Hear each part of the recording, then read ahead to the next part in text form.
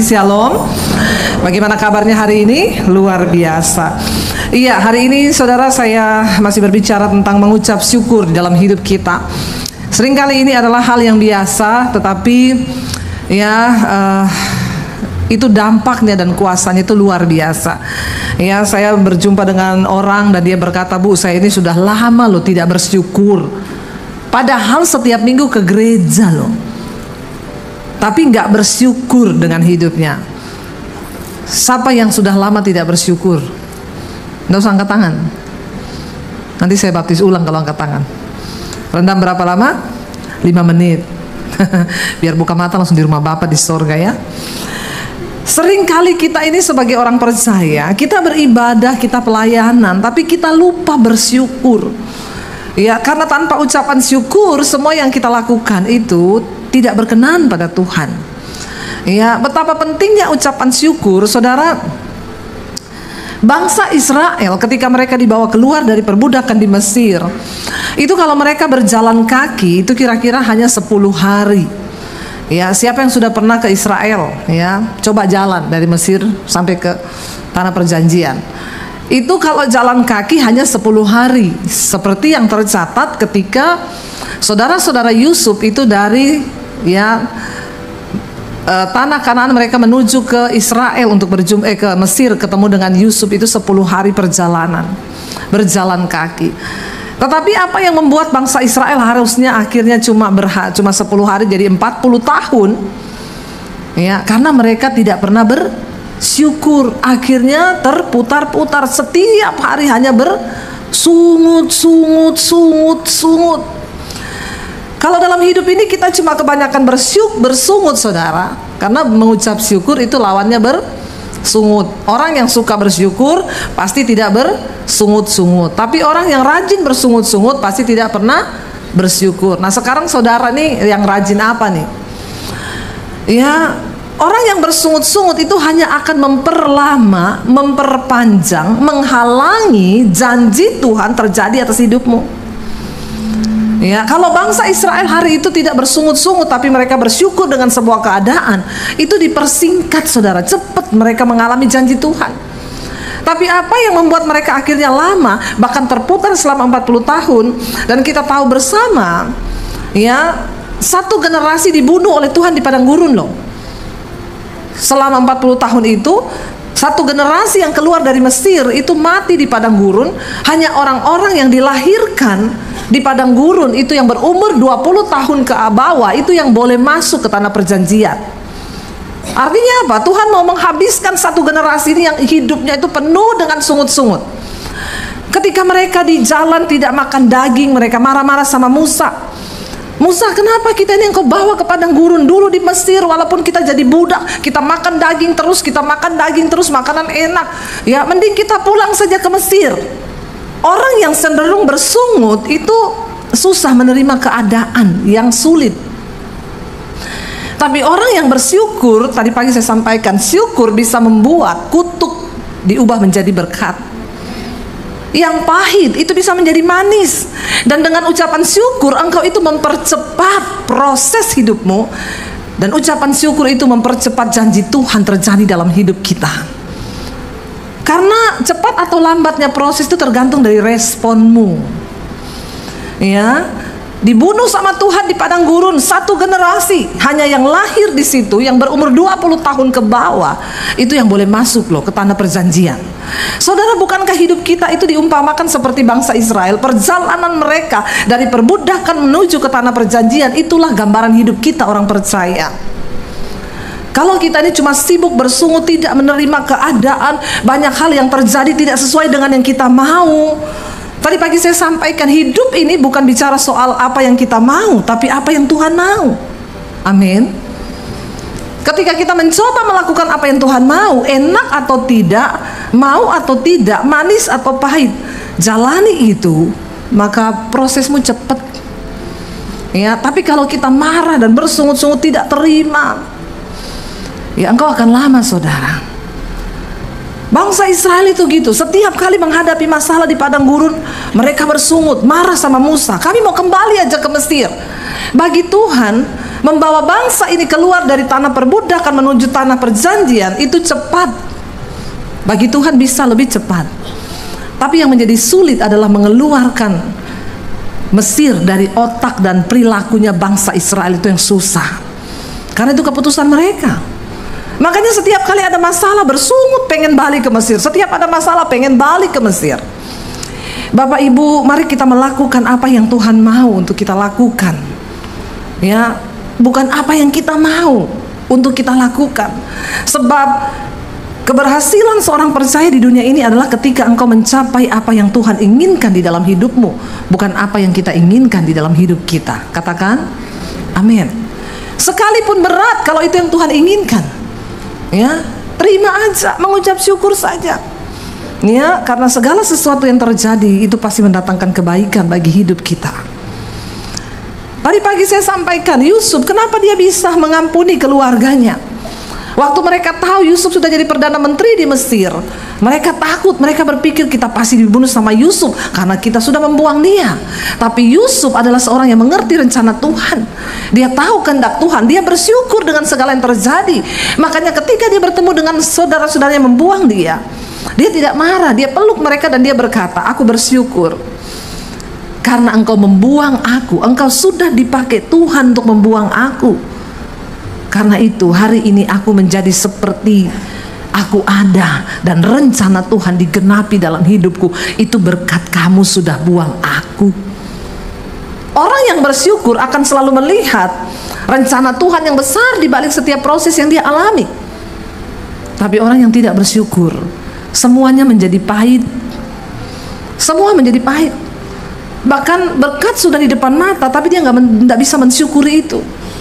Bahkan kebaikan pun akan menjadi keburukan.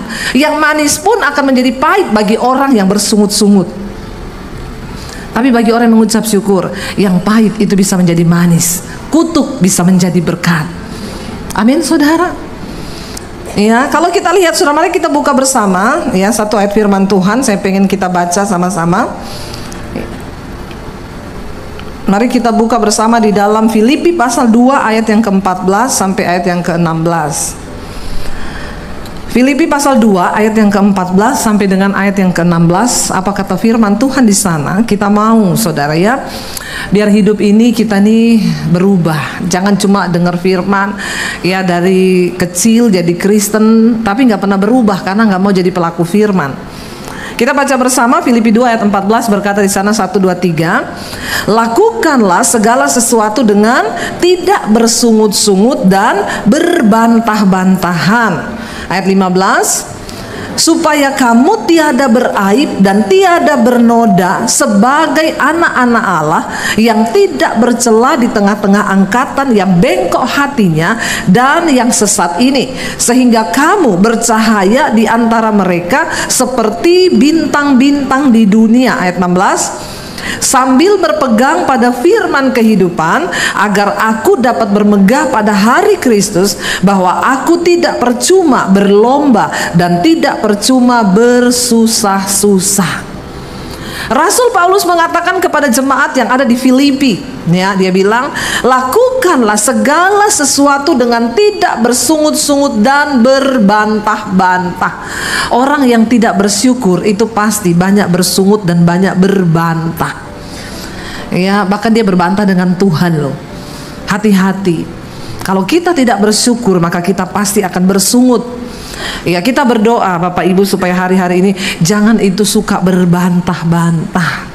Kenapa kita bisa ribut suami istri? Karena tidak pernah bersyukur. Ya, kenapa kita tidak mengalami mujizat Tuhan? Karena nggak bersyukur. Saya, saudara, waktu itu ya, saya dengan suami, kita waktu itu lagi bangun studio di tengah-tengah masa pandemi.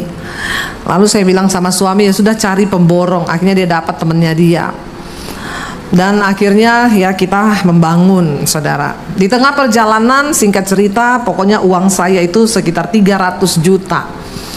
Itu dibawa sama pemborongnya.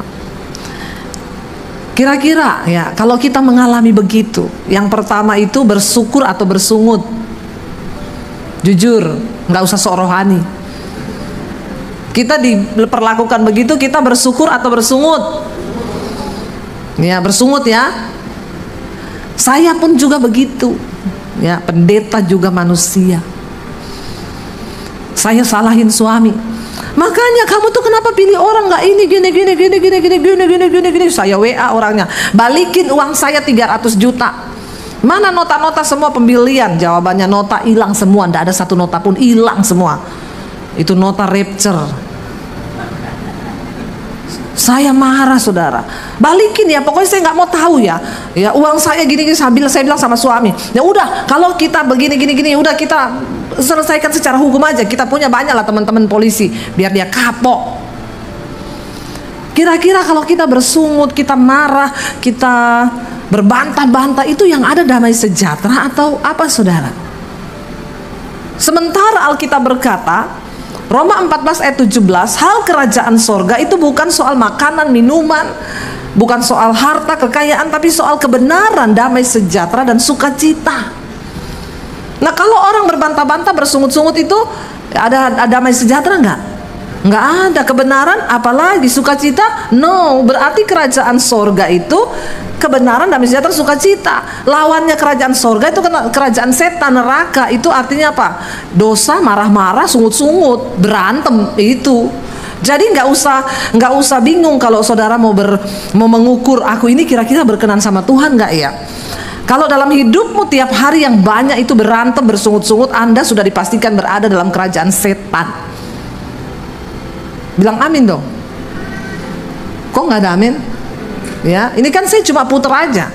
Kerajaan Allah itu kebenaran, damai sejahtera, sukacita. Kita mau ukur nih, kita nih berada dalam kerajaan Allah atau kerajaan setan? Kalau kita hidup dalam kebenaran, ada damai sejahtera, ada sukacita, maka hidupmu itu berarti aman. Engkau ada dalam perkenanan Tuhan. Di rumah, di pekerjaan, dimanapun ada kebenaran, damai sejahtera, sukacita, aman. Tuhan besertamu. Tapi walaupun engkau pelayanan, pendeta sekalipun, kalau tiap hari yang ada itu dosa, marah-marah, ya tidak damai, tidak sukacita, berantem, berbantah-bantah, bersungut-sungut, sudah dipastikan bahwa hidupmu itu dalam kerajaan setan. Walaupun, tapi saya Kristen loh Bu, saya pelayanan. Enggak peduli, engkau miliknya setan, bukan miliknya Tuhan. Nggak usah tanya pendeta lagi, karena itu Alkitab yang ngomong. Nah waktu itu saya marah-marah, saya sungut-sungut, saya bilang balikin uang saya ya. Tiap hari saya darah tinggi saudara. Nah kalau kita marah, berbantah-bantah, bersungut-sungut, kira-kira bisa doa nggak? Nggak bisa. Nyanyi aja nggak bisa saudara. Ya mau nyanyi aja mulut ini berat. Akhirnya darah tinggi, ya marah-marah, badan sakit semua, hormon kortisol naik, darah mengental, bahkan jadi hitam tuh darah. Coba kalau saudara lagi stres, periksa, ambil darah, darahmu hitam, kental. Bentar lagi diabetes, serangan jantung. Bilang amin bapak-bapak. Ini kok khotbahnya nggak enak banget ya. Ya nggak apa-apa, kita ngomong nggak enak aja ya, biar kita nih tobat. Diomongin nggak enak aja pada nggak tobat, apalagi yang enak-enak terus saudara. Ya jadi saya itu damai sejahtera hilang. Satu saat tuh saya ditegur sama Roh Kudus loh, kamu itu loh hamba Tuhan, tiap hari bersungut-sungut, berbantah-bantah gara-gara uang 300 juta. Saya bilang Tuhan sorry ya, 300 juta tuh banyak buat beli kerupuk dapat 1 RT. Banyak nggak buat saudara 300 juta? Banyak nggak? Nggak banyak ya? Orang-orang kaya semua sini ya. Buat saya tuh uang banyak loh saudara, 300 juta. Satu kali saya bertanya, iya Tuhan, saya tahu saya ini sudah kehilangan damai sejahtera, saya berbantah, saya bersungut, saya ini, aduh pokoknya, tapi Tuhan bagaimana ya? Lalu saya bertanya, kenapa Tuhan izinkan ini terjadi? Ini uang saya pakai buat bangun studio loh Tuhan, dan ini uang banyak loh. Lalu Roh Kudus tuh ngomong di hati saya, kamu, kalau ada orang ditipu, lalu konseling sama kamu, terus kamu jawabnya apa? Saya ingat ada yang konseling sama saya, Bu, uang saya dibawa lari teman saya Bu, sekian M. Apa yang harus saya lakukan Bu? Saya jawab dengan lantang, Pak, yang terpenting itu damai sejahtera. Uang itu bisa dicari Pak, tapi damai sejahtera, sukacita itu produk sorga yang gak bisa dibeli dengan uang. Bapak marah-marah kehilangan damai, Bapak sakit, Bapak kehilangan sukacita. Buat apa punya banyak uang tapi hidup begitu? Saya kayak ditampar waktu diingetin Roh Kudus loh. Terus Tuhan tuh bilang, Nah sekarang kamu bisa menasihati jemaat begitu. Kamu sendiri sekarang mengalami. Bisa nggak kamu melakukan seperti yang kamu nasihatin ke jemaat? Saya masih berargumen dengan Tuhan. Tuhan, saya kan bilang gitu ke jemaat, dia kan duitnya banyak. Jadi dia lupakan itu, duitnya di rekening masih banyak. Lalu saya ini Tuhan pas-pasan nih. Itu uang juga berarti loh buat saya. Tuhan tuh ngomong nggak peduli. Sekarang aku tuh melihat sikap hatimu. Kamu bisa nggak bersyukur waktu itu terjadi? Lalu Tuhan tuh ngomong, lepaskan pengampunan. Ya, jaga damai sejahtera, jangan bersungut, jangan berbantah. Waktu engkau sudah berjalan di dalam kebenaran, sesuatu yang buruk menimpa itu berarti seizin Tuhan. Kita nih kadang pinter hafal ayat, tapi ketika sesuatu terjadi kita suruh melakukan tuh susah, saudara. Nah Tuhan tuh selalu bilang, kamu tuh pengkhotbah. Kalau kamu mengkhotbahkan yang belum kamu alami, itu kamu pengkhotbah katanya-katanya. Tapi kalau kamu mengalami dulu baru kamu khotbahkan, itu jadi hidup. Ya tapi nggak kayak gini juga kali Tuhan. Masa semua saya dulu harus mengalami? Akhirnya saya nggak punya pilihan lain. Tuhan bilang, lepaskan pengampunan. Waduh, ayat tuh berbicara banyak. Di mana hartamu berada, di situ hatimu berada. Lupakan 300 juta itu. Aduh, saya nyesek, saudara. Saya bilang, iya Tuhan, ya udah, saya mau melupakan, saya mau mengampuni orang itu. Lalu Tuhan itu spesifik sekali loh, ya. Roh Kudus menuntun saya begini, kalau kamu sudah mengampuni, kamu WA sama orang itu. Kamu bilang bahwa kamu sudah mengampuni. Saya bilang, enggak usah lah, yang penting kan saya sama Tuhan sudah beres. Ngapain saya WA dia, kesenangan. Tuhan bilang WA. Lalu saya WA, saya nggak mau rugi. Saya curcol sekalian, curhat colongan. Saya bilang, kamu tahu nggak, saya tuh kepahitan loh sama kamu. Saya tuh benci sama kamu. Kenapa kamu bawa lari uang saya 300 juta? Kalau kamu tidak bertobat, terkutuk loh hidupmu. Padahal cuma disuruh Tuhan tuh ngomong mengampuni loh. Dasar manusia ya. Sekalian curhat saya, biar plong kan.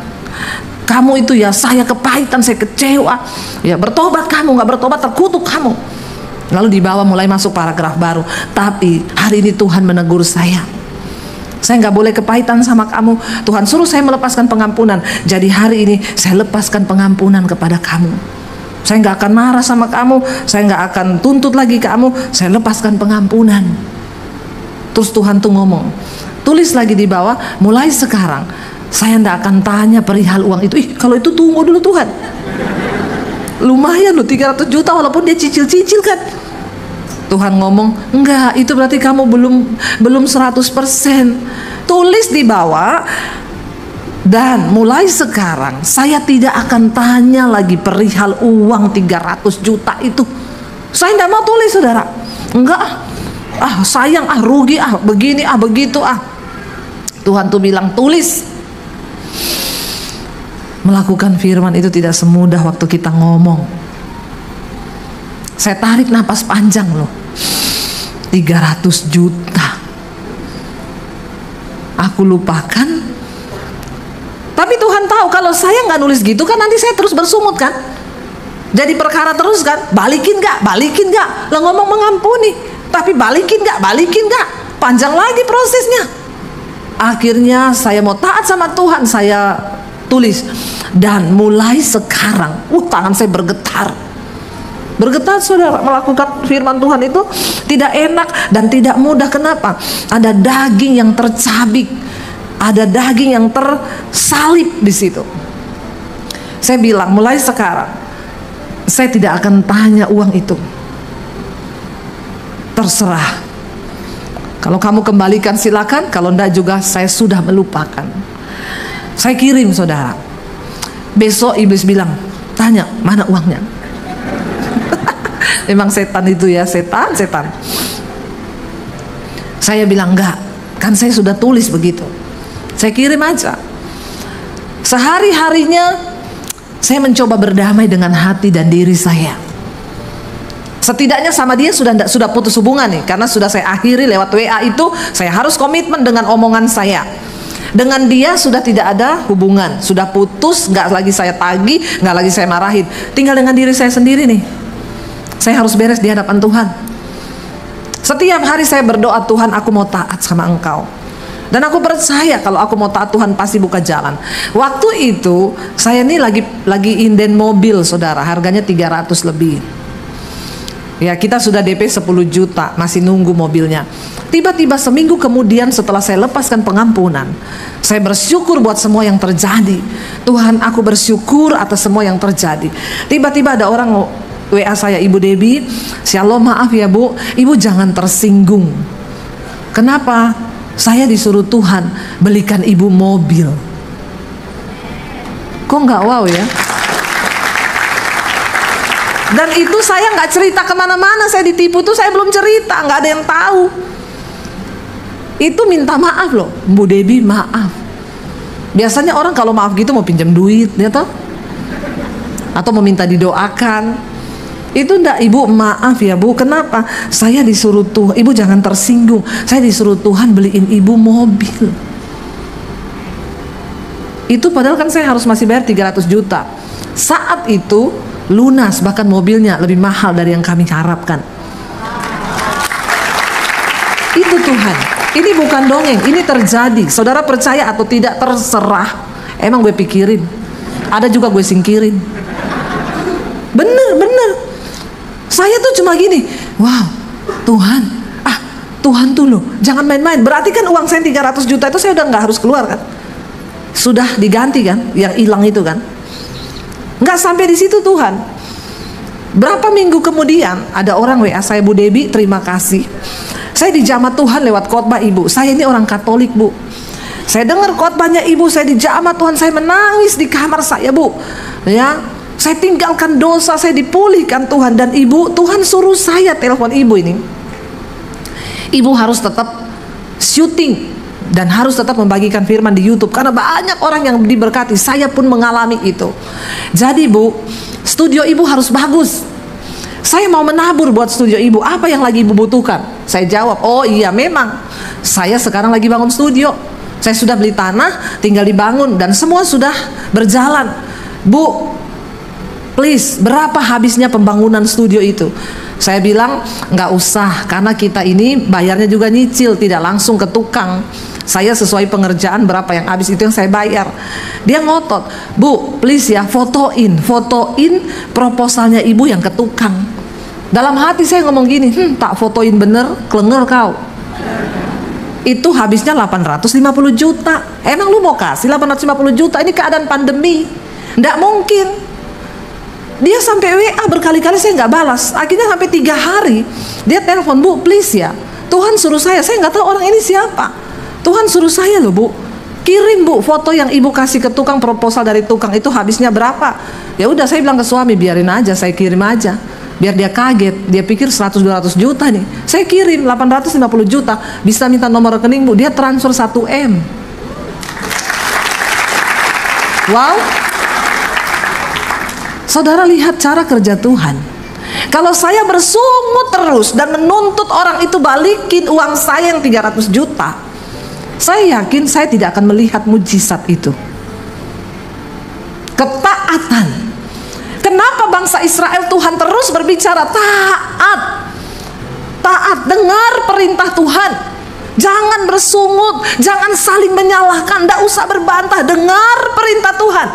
Saudara tahu 40 tahun bangsa Israel berputar di padang gurun itu bukan 40 tahun setelah mereka keluar terus 40 tahun terputar-putar, enggak.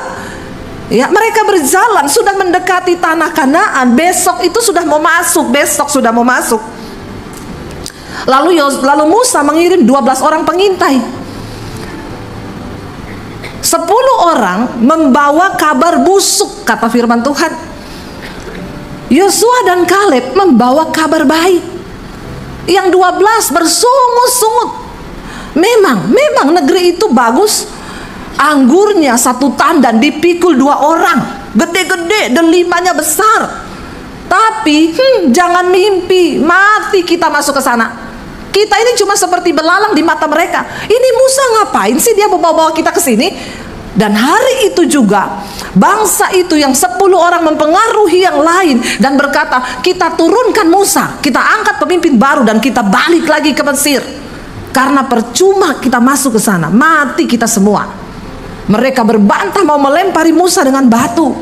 mau melempari Yosua dan Kaleb dengan batu. Tapi tiba-tiba kemuliaan Tuhan turun dan bangsa itu gemetar. Dan hari itu akhirnya mereka diam dari sungut-sungut. Tinggal 1 hari besok mau masuk ke tanah perjanjian, mereka bersungut, mereka berbantah, mereka marah. Tuhan ngomong, mulai hari ini kamu akan berputar selama 40 tahun di padang gurun.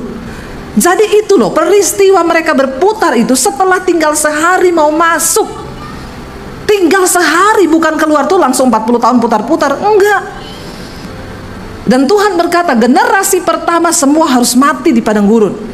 Hanya yang lahir 20 tahun ke bawah itu yang akan masuk. Jadi mereka 40 tahun itu masih jauh. Mereka berjalan 20 tahun kemudian di padang gurun baru melahirkan anak. Nah, anak-anak yang dilahirkan di dalam ajaran Musa, ketaatan itu yang dipilih Tuhan masuk. Dan hanya Yosua dan Kaleb yang melihat tanah itu dari generasi yang tersisa. Saudara, jangan engkau bersungut dan jangan engkau berbantah memperlama proses Tuhan di hidupmu. Amin. Saya lepaskan pengampunan. Kalau saya mempertahankan di hati Tuhan uang 300 juta loh, enak aja suruh mengampuni, enak aja suruh melepaskan pengampunan. Makanya jangan taruh uang di hatimu. Kenapa orang tidak bisa mengampuni, apalagi tidak bisa mengucap syukur dalam masalah uang?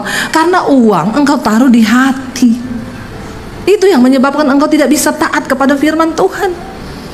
Sama Tuhan disuruh menabur, ya enak aja tabur, jadi kaya nanti tuh gereja. Datang ke gereja ngasih kolekte 2.000, nggak usah angkat tangan. Bagi Tuhan kau kasih 2.000 saudara.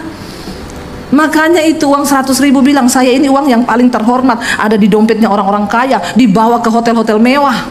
Kata uang 2.000, aku dong yang paling mulia, aku ada di sorga karena setiap minggu aku terbanyak di kantong kolekte. Haleluya ya. Bertobat.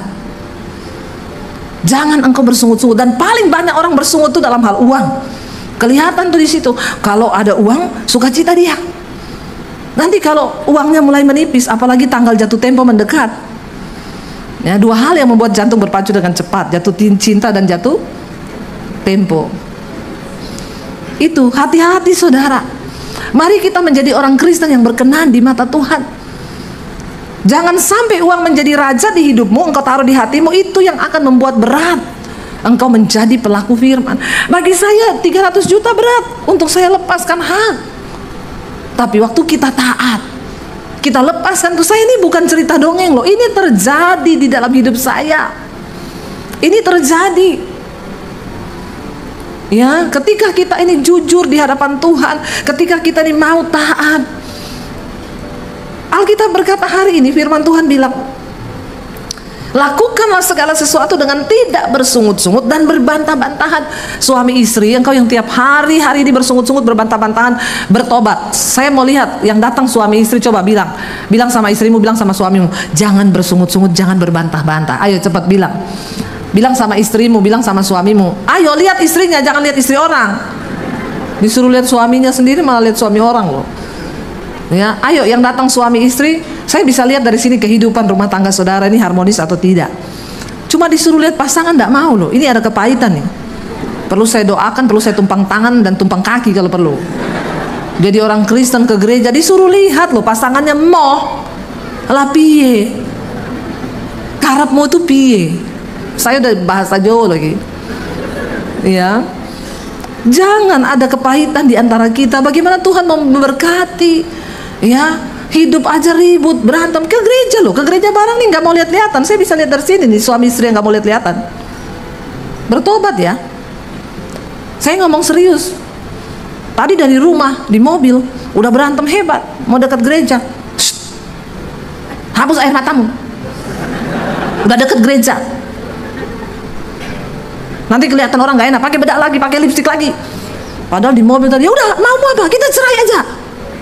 Udah deket gereja, cepet lap air matamu, lap, pakai lipstik lagi, turun sampai di gereja, disalami, shalom, apa kabar?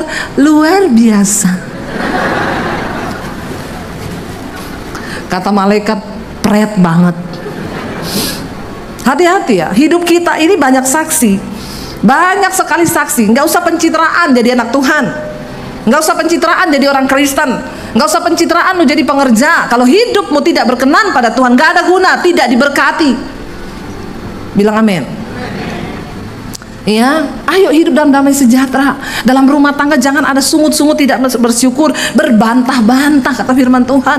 Makanya kita nggak diberkati Tuhan. Dikatakan di sana, lakukanlah segala sesuatu dengan tidak bersungut-sungut dan berbantah-bantah. Supaya apa? Supaya kamu itu tiada beraib. Ayat yang ke-15 ya. Supaya kamu tiada beraib dan tiada bernoda sebagai anak-anak Allah yang tidak bercela di tengah-tengah angkatan yang bengkok hatinya dan sesat ini. Jadi ternyata kita ini lagi ada di dalam zaman angkatan yang bengkok hatinya dan sesat. Dan Alkitab itu berkata, kalau kita hidup tidak bersungut dan tidak berbantah, kita ini tiada beraib dan tiada bernoda di hadapan Tuhan loh. Ini nggak ditulis begini, maka ya kamu itu jangan bersinah, jangan ini, supaya kamu tiada beraib dan tiada bernoda. Ternyata dosa bersungut-sungut dan berbantah-bantah itu juga serius di hadapan Tuhan, dan bisa menjadi aib yang akan membuat kita ini tidak tercatat sebagai anak-anak Allah. Katakan amin. Alkitab berkata, di mana orang hidup rukun bersama, maka kesanalah berkat Tuhan itu akan diperintahkan. Jangan bersungut-sungut, jangan berbantah-bantah. Saya dengan suami saya punya komitmen, berantem 5 menit cukup. Amin. Kalau jiwamu sehat dan jiwamu itu dikendalikan oleh firman Tuhan, itu akan menjadi mudah. Ya, marah-marahan, diam-diaman, say, udah 5 menit loh. Ayo kita berdamai. Ayo kita taklukkan amarah. Ayo kita doa bareng. Berkat Tuhan mengalir. Jangan ada orang Kristen tuh berantem sampai 1 minggu nggak omongan, 1 bulan nggak omongan. Jangan ada di sini loh ya. Bagaimana berkat Tuhan bisa dicurahkan dalam hidupmu kalau kita tuh hidup seperti itu? Ya. Dikatakan supaya kita tiada beraib dan tiada bernoda sebagai anak-anak Allah yang tidak bercela. Tidak bercela. Ya, karena ingat kerajaan Allah kebenaran, damai sejahtera, sukacita. Kerajaan setan marah-marah, bersungut-sungut, berbantah-bantahan. Dan dikatakan di situ sehingga kamu itu bercahaya di antara mereka seperti bintang-bintang di dunia. Loh, kita ini bercahaya waktu kita tuh nggak bersungut-sungut, nggak berbantah-bantah, tapi belajar bersyukur. Ya, belajar bersyukur. Saya nggak tahu, ini khotbah ini baru saya dapat tadi pagi loh, waktu saya ada di ruang pembicara. Ya, mungkin Tuhan itu tahu ya, kita ini sudah jarang bersyukur. Padahal bersyukur itu mendatangkan berkat yang luar biasa. Kita lihat bersama 1 Tesalonika pasal yang ke-5 ayat yang ke-18. Kita baca sama-sama saudara. 1 Tesalonika pasal yang ke-5 ayat yang ke-18, firman Tuhan berkata di sana 1, 2, 3, mengucap syukurlah dalam segala hal, sebab itulah yang dikehendaki Allah di dalam Kristus Yesus bagi kamu. Apa yang Tuhan kehendaki dari hidup kita? Kenapa kita ke gereja? Kenapa kita baca Alkitab? Supaya kita mengerti kehendak Tuhan. Apa kehendak Tuhan? Ternyata mengucap syukur dalam segala hal. Tadi pagi saya sampaikan, kita itu sering kali ya, kita ini sudah harus kita buang itu tradisi. Tuhan bilang kan bersyukur dalam segala hal. Kita tuh kadang dengar orang undang ya, nanti malam ke rumah saya ya, ada apa? Ucapan syukur. Ucapan syukur apa ya? Saya beli rumah baru. Tapi kita nggak pernah dengar, nanti datang ya, ada apa? Ucapan syukur. Kenapa? Saya terpaksa harus jual rumah karena keadaan keuangan saya yang buruk. Pernah nggak saudara dengar begitu? Adanya, datang ya, nanti kita makan-makan, ucapan syukur, ibadah. Ucapan syukur ibadah apa? Suami saya naik pangkat, naik gaji juga loh, dapat tunjangan, dapat fasilitas, bersyukur. Tapi kita nggak pernah dengar ada orang bilang, nanti datang ya, ucapan syukur di rumah saya. Kenapa? Suami saya dipecat. Ya, kita dengar orang berkata, ayo datang nanti ibadah ucapan syukur ya. Kenapa? Suami saya tuh loh, usahanya sukses, malah sekarang dibukakan lagi usaha-usaha baru. Tapi nggak pernah ada orang bilang, datang ya ucapan ibadah syukur nanti malam. Acara apa? Suami saya tuh loh bangkrut. Padahal Tuhan bilang mengucap syukurlah dalam segala hal. Kenapa? Karena di balik semua peristiwa yang terjadi di hidup kita itu Tuhan punya rencana. Tuhan punya rencana. Makanya dia datang, Bu Debbie doakan ya Bu, kita ini usaha 20 tahun Bu, tidak pernah rugi. 20 tahun, baru tahun ini tuh rugi loh Bu. Terus datang sama saya kenapa? Minta didoakan. Minta didoakan apa? Ya supaya untung lagi. Nggak usah. Puji Tuhan rugi. Makanya kamu cari saya. Kalau untung terus nggak cari saya kan? Kalau untung terus nggak cari Tuhan. Ya, untung terus 20 tahun. Saya bilang gantian dong. Tahun ini Bapak rugi, biar ada yang lain yang untung. Itu baru Alkitabiah. Tapi orang Kristen tuh rakus, maunya untung terus. Padahal Alkitab bilang ada waktu untung, ada waktu rugi. Ada waktunya lahir, ada waktunya mati. Ada waktunya senang, ada waktunya sedih. Itu baru bilang hidupmu tuh seimbang. Waktu untung nggak pernah cari Tuhan. Waktu bangkrut ada yang telepon saya, Bu Debbie, saya tuh mau bunuh diri Bu. Saya selama ini sukses, usaha saya berhasil. Sekarang saya bangkrut Bu. Tiap hari saya mau bunuh diri, tapi nggak tahu kenapa muka ibu itu muncul terus, Pret. Udah bangkrut baru muka saya muncul, saudara. Saya bilang sekali-kali ya Bu, Pak, kalau kamu dapat untung 20M, biar muka saya muncul itu loh. Kenapa cuma mau mati, bunuh diri, bangkrut muka saya muncul? Kebangetan nggak? Bertobat nih jemaat ini memang. Kalau untung lupa hamba Tuhan, saat mau bangkrut, rugi, mau bunuh diri, ingat muka saya. Ya akeh tunggale. Makanya saya bilang puji Tuhan lah ya, bangkrut akhirnya cari saya toh, dengerin nih khotbah-khotbah saya biar mengerti apa arti hidup. Sukses bukan hanya bicara tentang kaya. Banyak orang itu cari uang sampai stres, dapat uang dia pakai untuk menghilangkan. Cari uang sampai stres, dapat uang dipakai untuk hilangin stres. Itu yang namanya healing. Sakit jiwa lu. Jiwanya aman, dia cari uang sampai stres, sampai depresi, dapat uang, mau healing dulu. Kenapa? Lu selama ini sakit jiwa, baru mau healing. Healing itu di hadirat Tuhan. Mau engkau pergi ke kutub utara, kutub selatan, engkau mau berlibur kemanapun, kalau jiwamu stres, engkau pulang tambah stres karena lebih banyak cicilan. Jadi saudara, arti hidup itu apa? Waktu engkau bisa mensyukuri seberapa yang engkau punya, itu namanya engkau menemukan arti hidup di dalam Tuhan. Tepuk tangan buat Tuhan. Karena hidup ini bukan soal berapa banyak yang engkau miliki, tapi berapa banyak yang engkau bisa nikmati. Karena orang punya banyak, kalau nggak punya karunia menikmati, kasihan deh lo. Amin.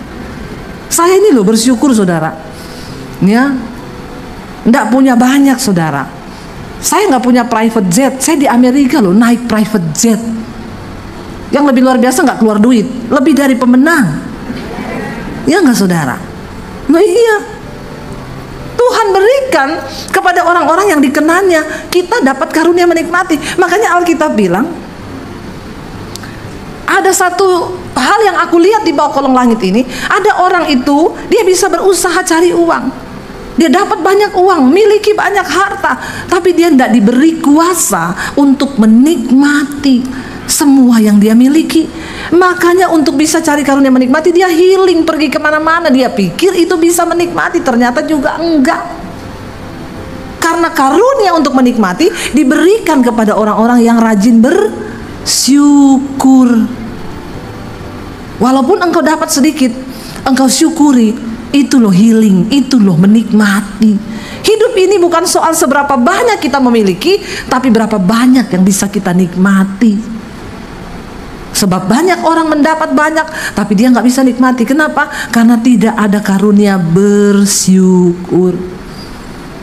Waktu muda stres, nggak punya uang, cari uangnya sampai stres karena dia pikir uang bisa membuat dia bahagia. Udah tua dia dapat uang, tapi tetap nggak bisa menikmati. Ya, ada yang bilang, sate kambing di sana enak loh. Aku nggak bisa makan kambing. Kenapa? Darah tinggi.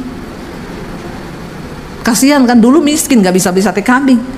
Sekarang udah kaya nggak bisa makan sate kambing. Kenapa? Darah tinggi. Apa sih arti hidup ini? Ya, saya bersyukur sekarang. Saya kalau lagi drop cari duren, cari sate kambing, itu obat saya. Saudara, arti hidupmu itu apa? Bukan soal berapa yang kau miliki, tapi berapa yang kau nikmati. Makanya mengucap syukurlah dalam segala hal. Bukan cuma yang baik, yang tidak baik pun ketika engkau syukuri. Kayak saya tadi, daripada saya terus berbantah-bantah, mana uang saya, balikin 300 juta, balikin. Saya tidak akan pernah melihat mujizat yang besar di balik itu kalau saya tidak melepaskan pengampunan dan belajar bersyukur untuk semua yang terjadi. Karena itu Bapak Ibu, ya saya berdoa supaya kita semua menjadi orang-orang yang bersyukur. Saya nggak tahu kenapa Tuhan taruh ini di jemaat ini pada hari ini. Ya, jangan hanya engkau rajin ke gereja, jangan hanya engkau rajin apapun yang kelihatannya sebagai rohani, tapi rajin-rajinlah bersyukur. Karena itu yang dikehendaki Bapa dalam hidup kita. Saya undang para imam musik maju ke depan. Mari, biar hari ini kita mau bilang, Tuhan, kami mau melakukan apa yang berkenan di hati Tuhan. Kami mau Tuhan untuk mendapatkan perkenanan Tuhan itu lewat apa? Lewat ucapan syukur kami. Sekalipun hari ini engkau sedang ada dalam keadaan yang tidak baik, mungkin usahamu lagi tidak baik, mungkin rumah tanggamu lagi tidak baik, mungkin engkau sedang ada dalam masalah yang besar. Waktu engkau mengangkat tangan dan berkata, "Ku mau selalu bersyukur Tuhan, kami mau selalu bersyukur," itu kemenangan dan itulah menikmati, itulah kebahagiaan.